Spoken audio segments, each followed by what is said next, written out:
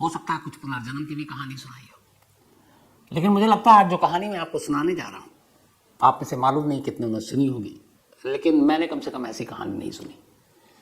ये वो कहानी है जिसको जब समझा, रिसर्च किया, इसके पीछे तमाम खोज रहा था, बहुत सारी स्टडी करनी पड़ी।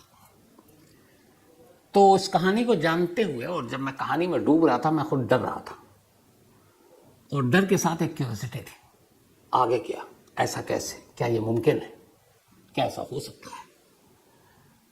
लेकिन ऐसा हुआ, और इसलिए मैं कह रहा हूं ऐसा हुआ कि अमेरिका वर्जीनिया यूनिवर्सिटी, नामी गिरामी यूनिवर्सिटी, वहाँ के साइंटिस्ट तक जो पुनर्जन्म के एक्सपर्ट्स हैं, उन तक को इसे एक स्टोरी के लिए इंडिया आना पड़ा और उन्होंने आकर यहाँ पूरा रिसर्च किया, फैक्ट्स ढूंढे और फिर उन्होंने भी कहा कि ये पुनर्जन्म की ही कहानी है। शायद दुनिया में इकलौती पुनर्जन्म की ये कहानी है जिसको इसके एक्सपर्ट्स ने एक तरह से सर्टिफिकेट दिया कि इसमें कोई झोल नहीं है, इसमें कोई गलत नहीं है। पहले कहानी, फिर आपको फैक्ट्स। उत्तर प्रदेश में एक जगह है इटावा, आप लोग जानते होंगे, बहुत नामी जगह है। इसी इटावा के एक गांव में एक परिवार रहा करता था, एक ठाकुर का परिवार। इस परिवार में 3 लोग थे जो गरीब लोग थे, पति पत्नी और उनकी एक बेटी। लेकिन जिस गांव में ये रहते थे उस गांव का नाम है शरीफपुरा। शरीफपुरा इस 70s की बात कर रहा हूं, बल्कि 70s की। इस देश में उस वक्त गांव में इतना विकास नहीं हुआ था, न वहां बिजली थी, न पानी, न सड़कें, न अस्पताल, न डॉक्टर, न कॉलेज, न स्कूल। बेहद पिछड़ा हुआ ये इलाका। और इसी इलाके में एक ठाकुर गरीब परिवार, उसमें एक लड़की का जन्म होता है और उसकी पैदाइश हुई 1968 में। घर वालों ने नाम रखा सुमित्रा। गांव में कोई रोजगार भी नहीं था, इसलिए इस गांव के जितने भी मर्द थे वो कामकाज के सिलसिले में इस गांव से दूर बड़े बड़े शहरों में पहुंच जाते। सुमित्रा के पिता भी दिल्ली में आकर मजदूरी और बाकी छोटे मोटे काम कर रहे थे। लेकिन सुमित्रा अभी कुछ साल की हुई, उसकी मां की मौत हो गई। बाप नौकरी और घर चलाने के लिए घर से दूर, मां का साया सर से उठ चुका। एक दूर के कजन ने, जिनकी उम्र भी ज्यादा थी, अब उन्होंने सुमित्रा को पालना पोसना शुरू किया। सुमित्रा धीरे धीरे बड़ी हुई। बचपन से ही एक तरह से उसको अकेलापन मिला। मजबूरी में बाप दूर रहा, मां का साया छिन ही चुका था और कोई था नहीं भाई बहन। तो अपने उस ताऊ के घर में वो पली बड़ी और अकेलापन, हमेशा अपने आप को खालीपन उसके अंदर एक महसूस होता रहा।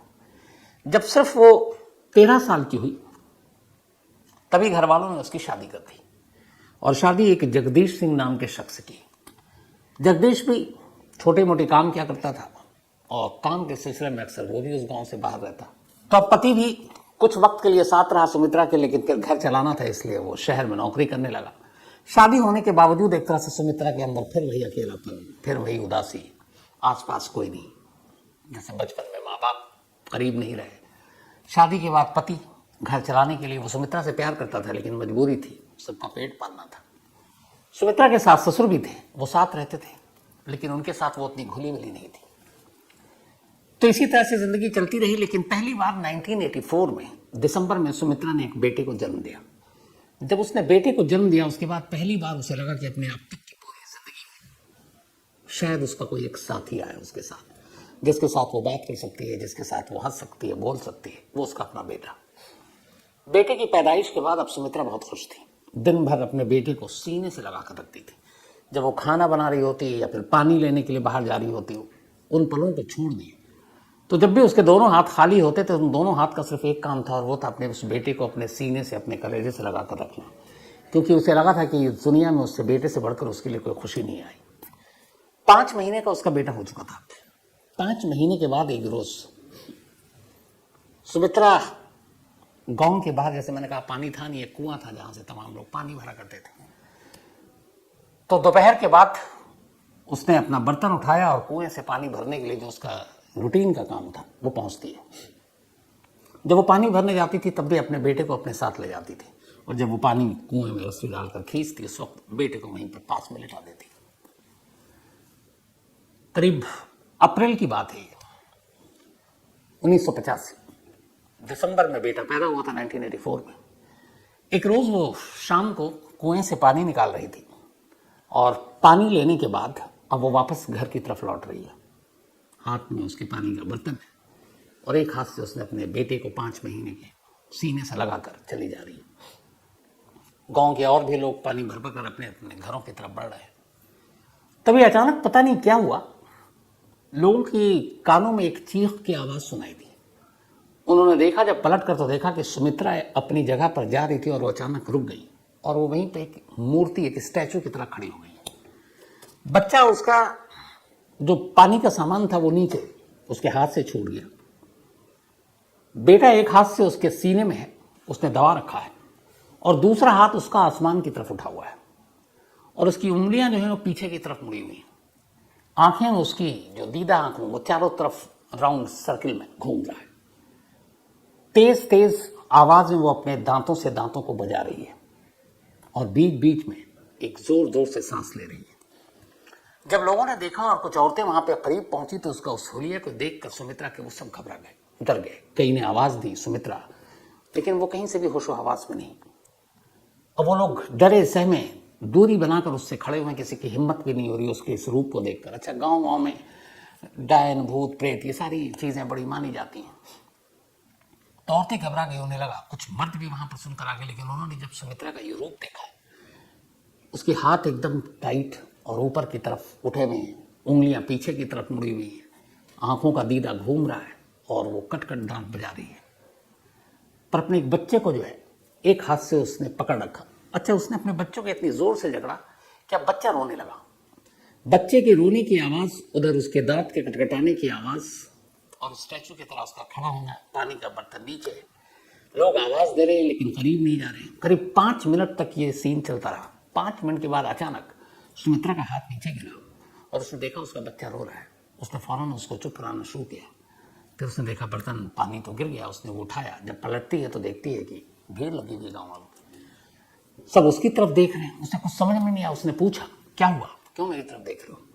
किसी की बोलने की हिम्मत नहीं, बोले कुछ नहीं कुछ नहीं, ऐसे ही। अब सुमित्रा को लग रहा है कि कुछ तो हुआ है लेकिन ये बता नहीं रहे, और फिर उसे लगा कि मतलब उसे कुछ याद ही नहीं क्या हुआ, पर बच्चा उसका रो रहा है। वापस वो पानी भरती और तेजी से अपने घर की तरफ चले जाती। घर पहुंचने के बाद भी उसे एहसास है कि वहां पर कुछ हुआ लेकिन लोग मुझे बता नहीं रहे। फिर उसे लगा क्या पता कुछ हुआ। उसके बाद वो रात पूरी ठीक से गुजरी। अगले 2-3 दिन गुजरे। एक रोज वो किचन में खाना बना रही थी। सास ससुर घर पे थे, पति काम के सिलसिले में गांव से बाहर शहर में। खाना बनाते बनाते अचानक सास के कानों में आवाज आई कुछ कटकटाने की और जोर जोर से किसी की सांस लेने की। वो इधर उधर देखते हुए किचन में पहुंची। घर का ही एक हिस्सा था रसोई, घर के बाहर दहलीज के। तो जब वो गई तो सास देखकर घबरा गई। जो सुमित्रा थी वो सेम जो 4-5 दिन पहले हुआ था।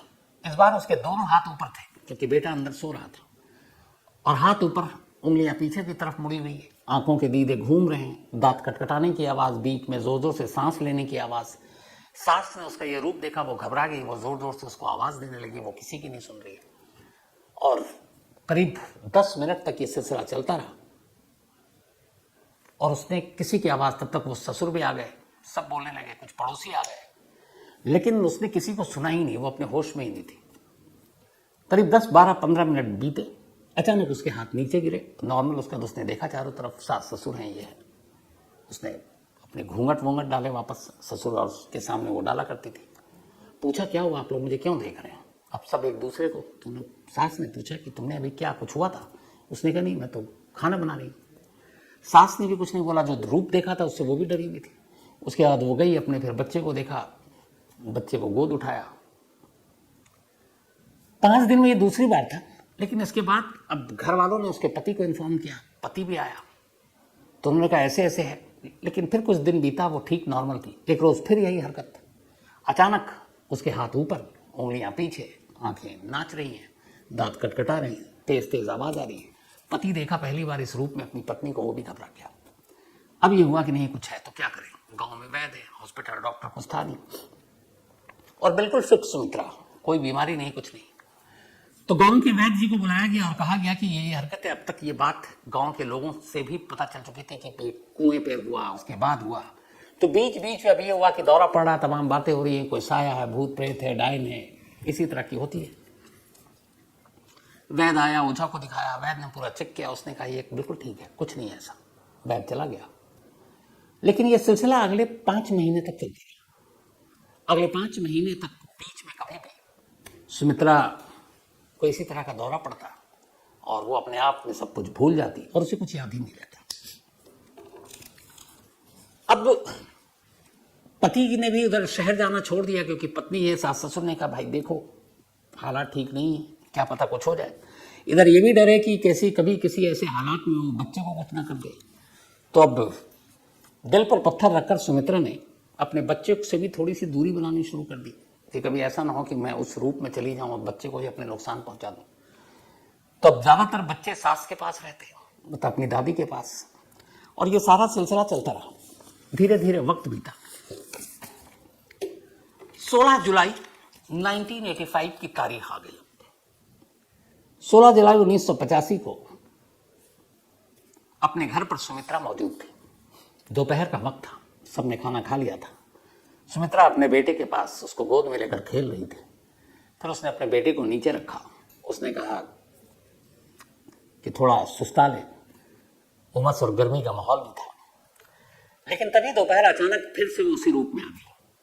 उसके दोनों हाथ आसमान की तरफ, एक ही लक्षण होते थे उसके, उंगलियां पीछे की तरफ, आंखें, जो दीदा है वो घूम रहा है, दांत कटकटा रही है, जोर जोर से सांसें ले रही है और कुछ बोलने की कोशिश कर रही है, बोल नहीं पा रही है। पति और सास ससुर, अब तक पड़ोसी और सब, इन सबको पता था कि कुछ होता है इससे, लेकिन ये था किसी को नुकसान नहीं पहुंचा रही है। तो बहुत सारे लोग थे, तमाशबीन भी थे, कुछ डरे समय। बच्चों को लोग डराने लगे थे, देख सुमित्रा के पास भेज देंगे तुझे, बदमाशी मत कर। तो ये सब चल रहा था। 16 मई 1985 को जब ये हुआ तो उस दिन पहली बार एक अजीब चीज हुई। सुमित्रा उसी रूप में थी, दांत कटकटा रही है, सांसें ले रही है, और अब तक वो बीच में कुछ बोलती थी, किसी को समझ में नहीं आता था। लेकिन उस दिन उसने एक लाइन बोली, और जब वो लाइन बोली तो जिसने भी सुना वहीं पे सब सहम कर रह गए। उसने कहा ठीक 3 दिन के बाद आज से मैं मर जाऊंगी। 16 जुलाई 1985, दोपहर का वक्त। और उसने पहली बार ये कहा, और चूंकि उस रूप में देखकर सारे लोग मौजूद थे, कुछ पड़ोसी थे, सास ससुर पति, तब उसने एक लाइन कही कि बस आज से ठीक 3 दिन के बाद मेरी मौत है। और ये कहती ही फिर वो अपने नॉर्मल रूप में आ गई। बिल्कुल वही सुमित्रा है जो एक अच्छी माँ, पति की सेवा करने वाली, सास ससुर के साथ ठीक से बात करने वाली, खाना बनाने वाली। अब जब उसने बोला तो हर एक घर वाले सारे सहम गए कि ये क्या बोल रही है। 16 जुलाई यानी कि 19 मई इसका लास्ट डे होगा, कोई ऐसा कैसे कह सकता अपने मौत की भविष्यवाणी। पूरा घर परेशान। अब पति ने सुमित्रा से पूछा कि तुम्हें याद है कि तुम जो ये सब जिस दौरे में जो मैं पढ़ता उसमें क्या तुमको कोई भी चीज़ याद है? बोली नहीं, मुझे कुछ याद नहीं है। तो उसने कहा तुमने कुछ लाइन कही थी, तुम्हें याद? उसने कहा नहीं याद है। तो उसने कहा मैंने क्या कहा था? उसने कहा तुमने पति की मजबूरी थी, उसने बोल दिया। उसने कहा तुमने ये कहा कि ठीक 3 दिन के बाद तुम मर जाओगे। तो उसने कहा क्या बक रहे हो? उसने कहा हाँ। अब सुमित्रा के दिमाग में यह बात बैठ गई। उसे लगा ये क्या है। लेकिन अगले 3 दिन तक 16, 17, 18 वो बिल्कुल नॉर्मल रही। अब 19 मई बल्कि 19 जुलाई 1985 की तारीख आ गई। ये वही डेट थी जो सुमित्रा ने अपनी मौत के लिए चुनी थी, जब उस दौरे में थी और वो बोल रही थी। 19 जुलाई 1985 सुबह हुई, दोपहर, सुमित्रा बिल्कुल ठीक। बट उसने उस दिन भी यही किया कि वो अपने बच्चे से खुद को दूर रखती थी। जब कुछ लोग उसके आसपास हों तो बच्चे को प्यार करती है, सीने से लगाती है, बाकी उसकी दादी के पास ही होती है। 19 को सुमित्रा ने एक चीज ये किया कि उसने कहा मैं ऐसा कोई काम नहीं करूंगी जिससे मेरी मौत हो सके। उसने कहा मैं ऊंचाई पे नहीं जाऊंगी कि फिसल जाऊं, मैं आज खाना नहीं बनाऊंगी, चूल्हे के करीब नहीं जाऊंगी कि आग न लग जाए, मैं आज जंगल की तरफ नहीं जाऊंगी, मैं आज कुएं पे पानी नहीं भरने जाऊंगी कि कुएं में न गिर जाऊं। मतलब ऐसी चीज जो एक इंसान अपने उसमें कर सकता है कि इन वजहों से हम मर सकते हैं, उन सारी चीजों से उसने कहा कि मैं दूरी बनाऊंगी। और उसके पति ने भी यही बात उससे कही। धीरे धीरे दोपहर से शाम हो गई। सुमित्रा बिल्कुल ठीक। घर वालों को अब लगा कि चलो कुछ घंटे की बात है, और ये जो उसने कहा था 3 दिन पहले ये गलत साबित होगा। घर के अंदर है सुमित्रा, क्योंकि हर तरफ से वो बचरी कुछ नहीं चाहती ऐसा करे कि जिससे कोई एक्सीडेंट हो, कोई हादसा और उसकी मौत हो जाए। आराम कर रही है, कोई खाना वाना नहीं बनाना, बाहर नहीं जाना। शाम हो गई। शाम हो गई, उसे कुछ घुटन सी महसूस हुई। उसे लगा कि बहुत है कमरे के अंदर, चलो बाहर नहीं जाना, दरवाजे पर खड़े होकर थोड़ी ठंडी हवा ले लेते हैं, क्योंकि शाम की हवा भी आनी शुरू हो गई थी। अब वो दरवाजे पर खड़ी हो गई। इत्तेफाक से उसकी एक दोस्त वहां से गुजर रही थी। उसने उसको आवाज दी। उसने कहा, कहाँ जा रही हो, कैसी? उस दोस्त को भी इसके बारे में पता था और ये भी पता था ये तीसरे दिन की कहानी। अब वो उससे बात करने लगी, दरवाजे के बाहर निकली। अब वो जाकर करीब बात कर रही है और दोनों हंस हंस कर बात कर रहे हैं। वो उससे उसका पूछ रही, खैरियत, तुम अब ठीक हो? तुम्हें क्या हो जाता? तुम तो बिल्कुल हट्टी कट्टी हो। और वो कह रही है, सब पता नहीं ऐसी है, मैं बिल्कुल ठीक हूँ, मेरे बेटे के आने के बाद से मैं बहुत खुश हूँ। और पूरी बात कर रही है और बात करते करते अचानक एकदम वहीं खड़े खड़े वो यूं ही खड़ी रहती है और उसके मुंह से आवाज़ बंद। उसके दोनों हाथ ऊपर की तरफ गए और इस बार उसने कुछ नहीं किया, न दांत कटकटाए, न उंगलियां पीछे की, न नजरें घुमाई, बस खड़ी हो गई।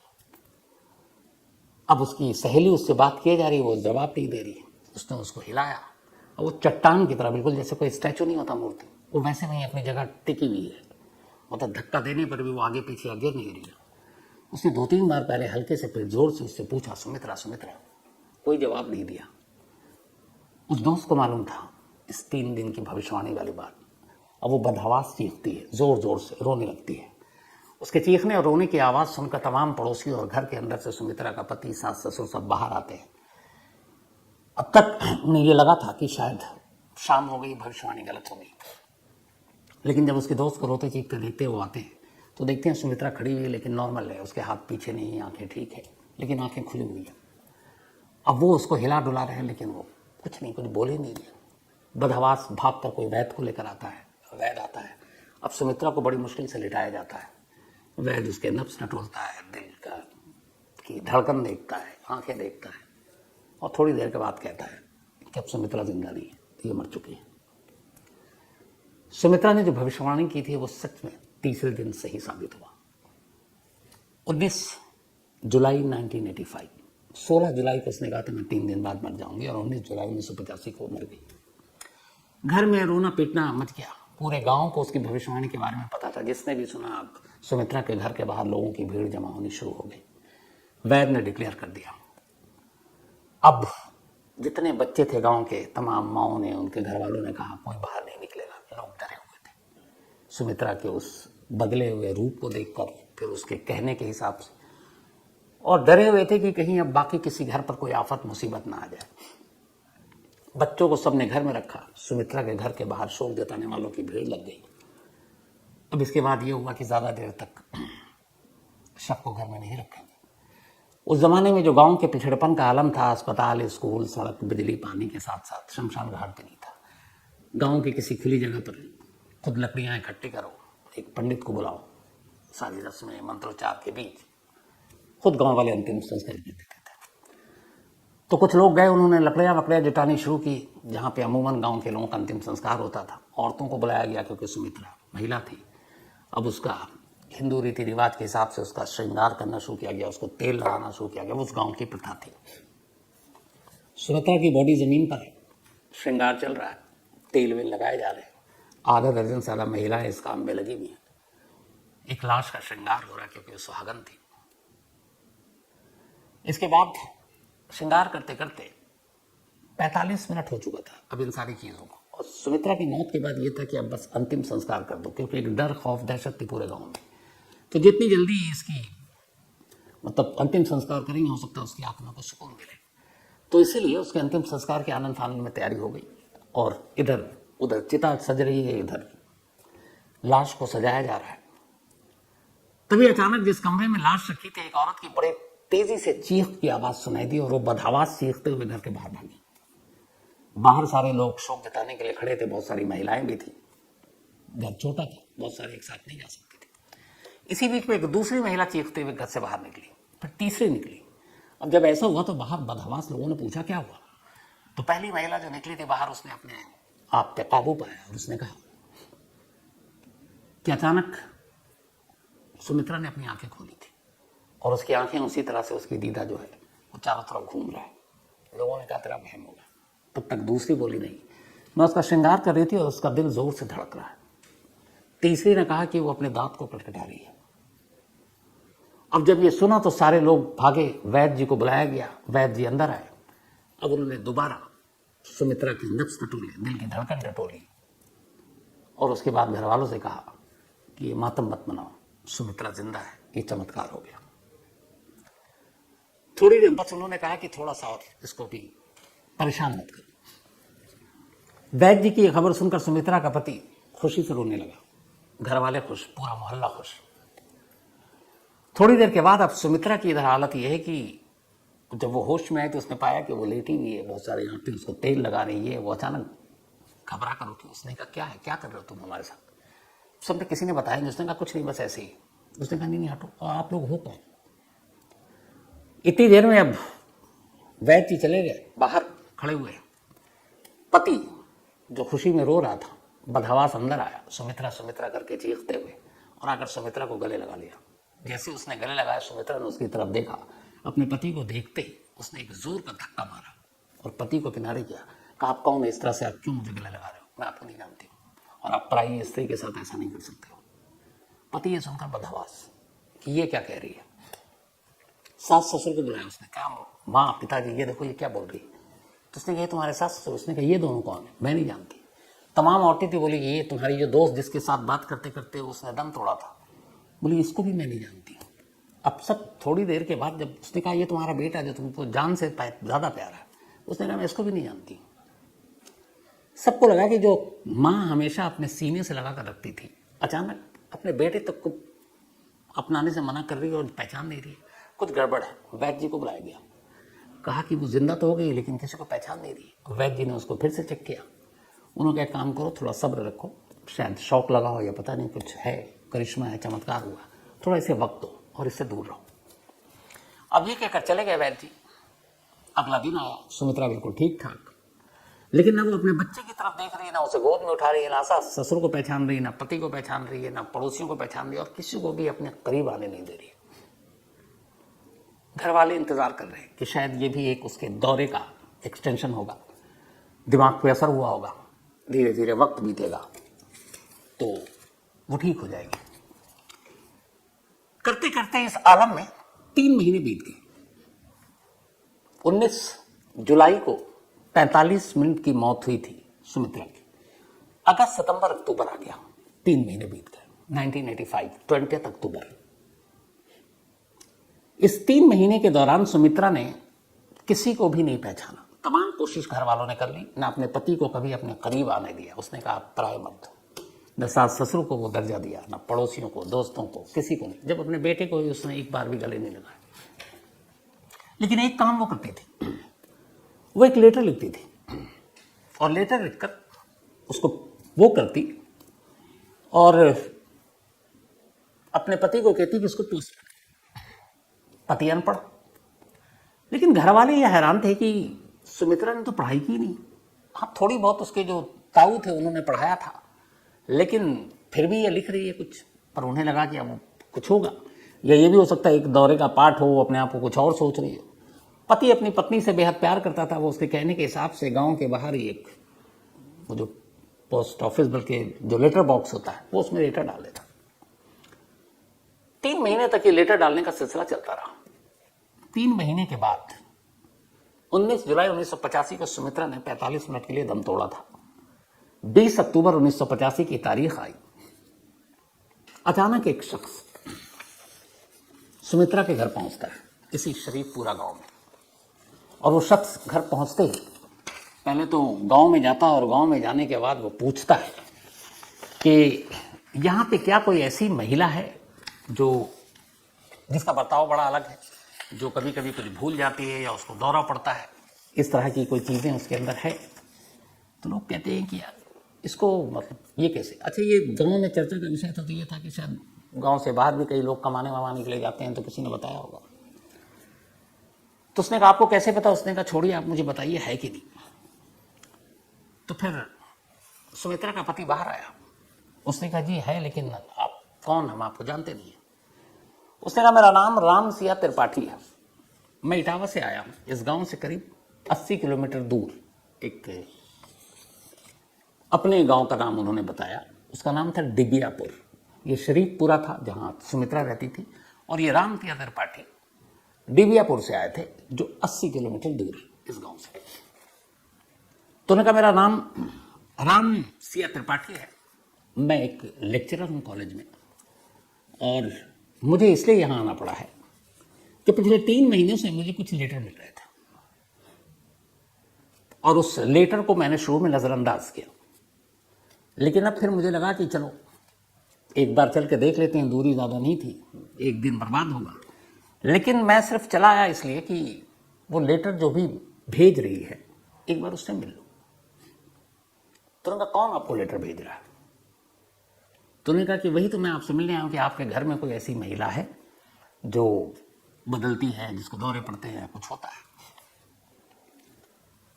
तो फिर उसने पूछा दोबारा, उसके सास ससुर आ गए कि आपका नाम बताइए। तो उन्होंने कहा मेरा नाम राम सिया त्रिपाठी है। जब इस बार उन्होंने अपना नाम बताया तो अंदर सुमित्रा बैठी हुई थी और उसके कानों में ये नाम पड़ गई। जैसे ही नाम सुना वो बदहवास कमरे से बाहर भागते हुए आती है और राम सिया त्रिपाठी को देखते ही गले लगा लेती है। अब जितने भी लोग खड़े हुए थे सब बदहवास, खुद राम सिया त्रिपाठी पीछे हटते हैं और उसको छुड़ाने की कोशिश करते हैं, लेकिन वो इतनी तेजी से गले लगाकर और रो रही है कि किसी को कुछ समझ में नहीं आया। बड़ी मुश्किल से राम सिया त्रिपाठी ने सुमित्रा को खुद से अलग किया और बोला आप कौन है, मैं आपको नहीं जानता। सुमित्रा पहली बार बोलती है आप मेरे पापा हैं, और लेटर में ही भेज रही थी। अब जब ये सुना तो राम सिया त्रिपाठी को लगा कि ये क्या है। तो उन्होंने कहा कि नहीं, मेरी बेटी तो तुम्हारी जैसी है नहीं। उसने कहा पापा मैं आपकी ही बेटी हूं, और मैं सुमित्रा नहीं, मैं आपकी शिवा हूं। शिवा राम सिया त्रिपाठी की बेटी का नाम था। उसने कहा कि मैं शिया त्रिपाठी हूं, शिवा त्रिपाठी आपकी बेटी।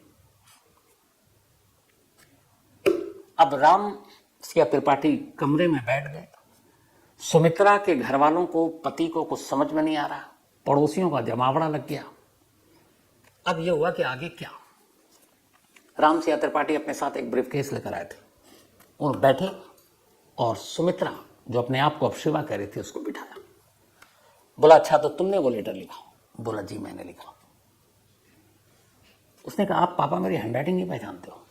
अब राम सिया त्रिपाठी ने हैंडराइटिंग जब सोचा उनकी बेटी का, तो उन्हें लगा कुछ चीजों को छोड़ दे तो हूबहू वैसी हैंडराइटिंग। फिर उन्होंने कहा ठीक है, अगर तुम शिवा हो तो चलो मैं कुछ दिखाता हूं, तुम मुझे बताओ। वो अपने ब्रीफकेस में एक एल्बम लेकर आए थे। उस एल्बम में कुल 15 तस्वीरें थी, और ये एल्बम उनकी बेटी शिवा त्रिपाठी की शादी का एल्बम था। उन्होंने एल्बम खोला और बोला बताओ ये कौन कौन है। राम सिया त्रिपाठी तो सामने बैठे थे, वो भी एल्बम थी। उसने कहा आप मेरे पापा हैं। एक लेडी को देखकर उसने कहा कि ये मेरी माँ है। एक को देखकर कहा ये मेरा भाई है। एक को देखकर उसने कहा कि ये छेदी लाल है, मेरा पति। 2 बच्चों की तस्वीर को देखकर उसने कहा कि ये दोनों मेरे बच्चे हैं, रिंकू और टिंकू। ये मेरी सास है, ये मेरे ससुर है, ये मेरा देवर है।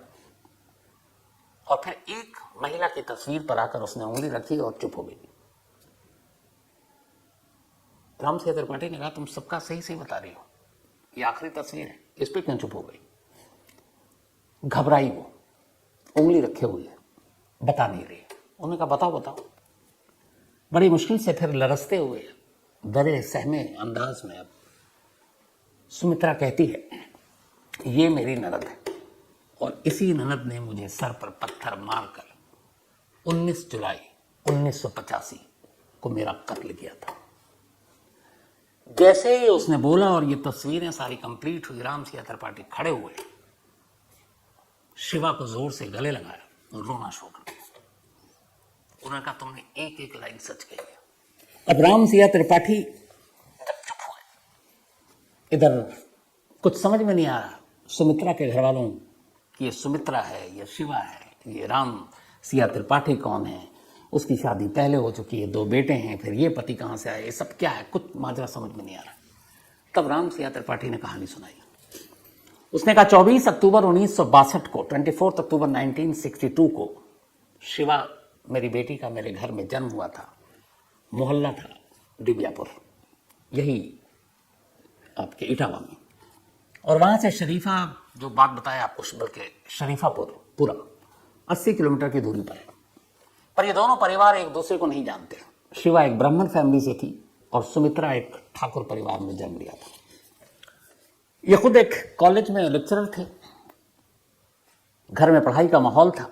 उस जमाने में उन्होंने शिवा को ग्रेजुएशन कराया, कॉलेज में पढ़ी। जब शिवा 18 साल की हो गई तब 1980 में शिवा की शादी छेदी लाल नाम के एक नौजवान से कर दी गई। शादी के कुछ साल के बाद, अगले 5 साल के अंदर अंदर शिवा को 2 बेटे हुए, रिंकू और टिंकू। लेकिन बेटे होने के बावजूद शिवा की शादीशुदा जिंदगी कामयाब नहीं थी। वजह ये थी 2। एक, उस घर में यानी कि छेदी लाल के घर में जहाँ ये शादी हुई थी, उनका कोई भी पूरा परिवार खानदान में शिवा जितना पढ़ा लिखा कोई नहीं था। शिवा ग्रेजुएट थी कॉलेज की और वहाँ सब 12वीं पास थे। तो एक तो उनके अंदर एक कॉम्प्लेक्स था कि उनकी जो बहू है वो पूरे खानदान में सबसे पढ़ी लिखी है। दूसरा, उन्हें लगता था कि उसके पति जो पिता हैं वो लेक्चरर है, बहुत पैसे हैं, तो वो डॉरी के लिए भी तंग करते थे और अक्सर ननद भी घर पे रहती थी, लड़ाई झगड़ा चलता रहता था। 18 जुलाई 1985 को अचानक जो शिवा है उसके एक दूर के अंकल ने आकर घर पे खबर दी कि शिवा ने खुदकुशी कर ली है। उसकी बॉडी रेलवे ट्रैक पर मिली। बदहवास घर वाले भागे। उस वक्त राम सिंह त्रिपाठी शहर से बाहर थे, कहीं और थे, दूर थे। वहां जाकर जब देखा गया तो देखा गया कि रेलवे ट्रैक के दोनों बीच में शिवा की बॉडी रखी हुई है। कोई भी पार्ट ट्रेन से कटा नहीं है। हाँ, उसके सर पर किसी वजनी चीज के चोट का निशान है। ससुराल वालों ने यही कहा कि उसने एक झगड़ा हुआ था घर में, आमतौर पर झगड़ा होता है, उसके बाद उसने जाकर खुदकुशी कर ली। लाश, वो दौर था उस वक्त, इतनी सारी चीजें, सोशल मीडिया था नहीं। आनंद फानन में लाश घर पहुंचा और शिवा के पिता राम सियाराम का इंतजार किए बिना ससुराल वालों ने अंतिम संस्कार कर दिया। ये 18 जुलाई की बात है जो डेथ हुई थी, 18 जुलाई 1985। और इधर उस गांव से 80 किलोमीटर दूर सुमित्रा ने अपनी मौत की भविष्यवाणी 19 जुलाई की थी। 24 घंटे का फर्क था। 80 किलोमीटर के अंदर 2 मौत होनी थी। तो इधर पोस्टमार्टम कर दिया। बाद में अब घर वालों को शक हुआ, उन्होंने अपनी तरफ से तफ्तीश की तो पता चला कि 18 जुलाई को ससुराल वाले रात के अंधेरे में किसी को उठाकर रेलवे ट्रैक पर ले जाते हुए देखे गए। इसी के बाद ससुराल वालों के खिलाफ कंप्लेन किया गया। शिवा के ससुर और हस्बैंड को पुलिस ने गिरफ्तार किया, लेकिन कोई सबूत था नहीं। अंतिम संस्कार हो चुका था। मौत रेलवे ट्रैक पे हुई थी या फिर सर पे वजनी चीज से, इसका खुलासा हो नहीं सकता था। तो बाद में सबूतों के अभाव में पति और ससुर को शिवा को जमानत मिल गई। जो सास और ननद थी वो दोनों फरार हो गई थी। बाद में पुलिस जब उन दोनों को जमानत मिल गया तो उन्हें भी लगा कि अब वो केस में मिल ही जाएगा। दोनों वापस आ गई, उन्हें पुलिस ने पकड़ा। उन दोनों को भी फिर बाद में जमानत मिल गई, दोनों रिहा हो गए। ये पूरी कहानी अब राम सिंह त्रिपाठी वहां बैठकर सुना रहे। अब अजीब सी कहानी सामने थी कि एक शिवा त्रिपाठी जो सेम डे मरी और दूसरी तरफ सुमित्रा जिसने अपनी मौत की भविष्यवाणी 3 दिन पहले कर दी, उसकी मौत भी 24 घंटे बाद हुई थी शिवा की। और सुमित्रा कभी पढ़े लिखे नहीं, इंग्लिश में लेटर भेज रही है। कभी वो ठीक से मतलब हिंदी पूरा नहीं बोल पाती थी। वो अपने गांव की जो भाषा होती यूपी की, उस भाषा में बात किया करती थी। लेकिन अपने पापा के साथ वो फर्राटेदार बेस्ट हिंदी इंग्लिश में बात कर रही है। अब जब ये सारी चीजें हो गई तो फिर हुआ कि पापा मैं आपके साथ जाऊंगी। पापा उसको अपने साथ लाए। वो अपने दोनों बेटों से मिली। फिर उसे ख्याल आया कि उसके ससुराल ने तो उस पर जुल्म किया था, मारा पीटा था, उसको तो एक तरह से कत्ल ही कर दिया था उसका।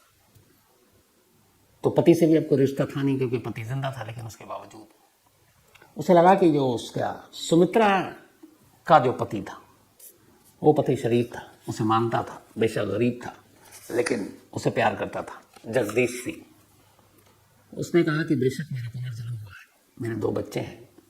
उसने उन दोनों बच्चों को अपना लिया, जिनको जो उसके बेटे थे शिवा के, सुमित्रा ने। उसने कहा यही मेरे बेटे हैं। और अपने उस गरीब पति को भी उसने कहा यही मेरा पति है। और अपने उस बेटे को जिसको वो 5 महीने तक सीने से लगाकर भागती थी, उस बेटे को भी पति, बेटे और अपने पुनर्जन्म के पहले के 2 बेटे इनके साथ फिर वो आकर उसी गांव में रहने लगे और उस पति के साथ बड़ी अच्छी खुशहाल जिंदगी उसने गुजारी। उधर 2 अब परिवार भी था, वो सब भी खुश, गांव के लोग भी खुश। लेकिन ये कहानी फिर उस वक्त मीडिया में आई, अखबारों में आई। जब ये आई, अमेरिका की वर्जीनिया यूनिवर्सिटी से पुनर्जन्म के जो एक्सपर्ट हैं, सारे फैक्ट्स फाइंडिंग और ये चीज़ें देखते हैं, उनकी पूरी टीम आई। जो इंडिया में उस वक्त इस पर काम कर रहे थे वो टीम पहुंची इटावा में। इन लोगों ने बड़ी छोटी छोटी चीज़ों की के फैक्ट्स की चेकिंग की, इंटरव्यू किया दोनों परिवार का, गांव के लोगों का। वो सारे डॉक्यूमेंट्स निकाले, शिवा की मौत का, सुमित्रा के जन्म, शादी का, तस्वीरें निकाली दोनों की अलग अलग। हालांकि उसके गांव की तस्वीरें कम थी, लेकिन जो भी मिली वो सारी चीजें। हैंडराइटिंग मिला, क्वेश्चन किया उससे अलग अलग दोनों परिवारों के, उस जन्म और इस जन्म का, टाइमिंग मिलाई। और फिर वर्जीनिया यूनिवर्सिटी ने डिक्लेयर किया, और इंडिया के जो एक रिसर्च इसके ऊपर काम करते हैं, कि दुनिया का इकलौता और शायद पहला ऐसा पुनर्जन्म का केस है जो सच्चा है। फैक्ट्स के बेस पर यह केस ये साबित करता है कि सुमित्रा का पुनर्जन्म शिवा के तौर पर हुआ था।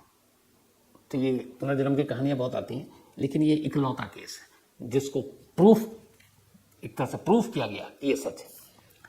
तो अब सुमित्रा या ये कहें कि शिवा अपने पहले पति, जो सुमित्रा का पति था, उसके साथ रहने लगी। 3 बेटे, धीरे धीरे वक्त बीता, सब कुछ अच्छा चला। 1998 85 में ये हुआ था। उसके करीब 13 साल बाद अचानक एक रोज बीमारी से सुमित्रा या यूं कहें कि शिवा की मौत हो गई। और सुमित्रा या शिवा की मौत के 1-2 साल के बाद उसके पति जगदीश सिंह की भी मौत हो गई। बच्चे आज भी हैं, परिवार आज भी है, और ये कहानी आज भी है। और ये वो कहानी है जो दुनिया में इकलौती ऐसी कहानी है जिसके पुनर्जन्म की सच्चाई पर मुहर लगी है। तो ये थी आज की कहानी। मुझे लगता है कि इस कहानी पर आप लोग अपनी राय जरूर दीजिएगा, क्योंकि जब मैंने इस पर रिसर्च किया तो मैं खुद हर कदम पर हैरान था कि ऐसा कैसे हो सकता है। लेकिन जब इतने सारे फैक्ट्स हैं तो इसको झुठाया नहीं जा सकता। तो आज की कहानी में इतना ही, लेकिन कहानी खत्म करूं उससे पहले वही अपना सिलसिला। आज उषा कामले जी, इनकी 60वीं सालगिरह है, यानी कि 60th ईयर, 60 साल की आज हो चुकी हैं। तो उषा जी, हैप्पी बर्थडे। और मेरी यही दुआ है, ऊपर वाला आपको हमेशा लंबी उम्र दे, सेहत दे, आप हमेशा अच्छी रहें, आपका परिवार अच्छा रहे। और ये भेजा है शंकर कामले, उनके बेटे हैं, और रेणुका जी। इसके अलावा शुभांकर और अश्वत, ये दोनों पोते। साथ ही सोनल शर्मा, इनका भी आज जन्मदिन है, तो हैप्पी बर्थडे सोनल। और ये हिमांशु सिंह ने भेजा है। रीता मेंडोंजा, इनका भी आज जन्मदिन है, तो हैप्पी बर्थडे रीता दी। और ये लंदन से हैं, थैंक यू सो मच आपके इस मेल के लिए। अतानु गोस्वामी का भी आज बर्थडे है, तो हैप्पी बर्थडे अतानु। साथ ही शकील खान, इनका भी आज जन्मदिन है, ये रियाद में है, तो हैप्पी बर्थडे शकील। दीपक सेन गुप्ता, बल्कि दीपक सानगुले, थैंक यू सो मच आपके मेल के लिए। Sumer Rathore, thank you so much आपके मेल के लिए। हर्षिल ठक्कर, थैंक यू, और ये सरे से हैं, और आपके इस प्यार के लिए। साथ ही Mubeen Khan, thank you so much. Sagar Bhale Rao, thank you so much, उन्होंने कहानी की फरमाइश की है। इसके अलावा सईद चौधरी, कमाल है, सईद चौधरी साहब ने ये एक मेल लिखा कि क्या आप मुंबई में हैं, क्योंकि उन्होंने मुझे कहा कि मैंने सपने में देखा कि आप मुंबई आए हुए हैं, तो अगर आप मुंबई में हैं तो मुझसे मिल लीजिए, या क्या आप मुंबई आने वाले हैं। तो सईद चौधरी साहब, मैं दिल्ली में हूँ, आप रात को लगता है कहानी देख के सुन सकते हैं। तो कई लोगों के रात के मैं सपने में आ जाता हूँ। उसकी शायद एक वजह ये है कि आखिरी चीज़ जो होती है वो आप मेरी आवाज़ सुनते हैं और कहानी सुनकर सो जाते हैं। तो कहते हैं जो आखिरी चीज़ होती है वो सपने में ज़रूर आता है। लेकिन वैसे कभी मुंबई आऊँगा तो सईद भाई आपसे ज़रूर मिलूंगा। तो आज की कहानी में इतना ही है। आपसे मुलाकात होगी कल रात 9 बजे किसी नई कहानी के साथ। तब तक अपना और अपनों का ख्याल रखिएगा। Thank you very much.